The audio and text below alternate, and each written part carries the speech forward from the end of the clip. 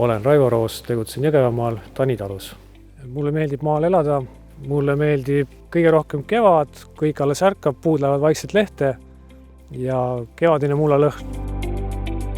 Haritavad maad on meil 1100 hektarit, kasvatame nisu, otra, rapsi ja eelviljadeks liblikaeelisi. Rakendame 4 välja süsteemi, millest siis 2 väljal siis kasvab teravili, siis on raps ja vahelduseks on ka liblikaeelised. Hernes, ristik. Esimeseks väderstadimasinaks oli Rapiti külvik, see oli 4-meetrine. Otsustasime väderstadikülviku kasuks, kuna Rootsi mullad ja meie mullad on üpris sarnased. Olime kuulnud külviku heast vastupidavusest meie kivistel muldadel. Täna on meil ettevõttes kasutamises Rexius, mis on siis põllurull. Kasutame seda künniste tasandamiseks ja ka pärast külvi järel rullimiseks, samuti ka taliviljade äästamiseks. Järgmiseks on klassikaline 6,5-meetrine kärje, kasutame kõrre koorimiseks ja teinekord kamara purustamiseks. Samuti ka kevadel pinnaette harimiseks.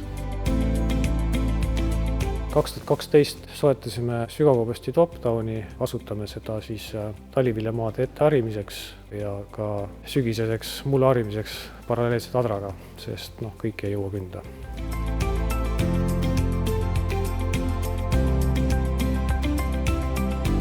Toome Rootsist ja kasutatud vädestada libisti, taastame selle ära, sest aeg-ajalt on sellist väga ebaühtlast künnimaad vaja siledaks saada. Külvikuks on meil kasutada 8-meetrine Rapiti külvik, see on kombikülvik. Rapit on ennast tõestanud vastupidavusega kivistel põldudel. Rapitiga külvame kõiki tavapäraseid kultuure, täiesti edukalt saab kõike külvata. Kasutan aktiivselt Rapiti lesitööriistasid, milleks on randaal ja libisti. Meeldib just see, et on kõigepealt randaal, mis teeb mullapinna kobedaks ja peale seda tuleb siis libisti, mis tõmbab selle kobeda mullapinna siledaks.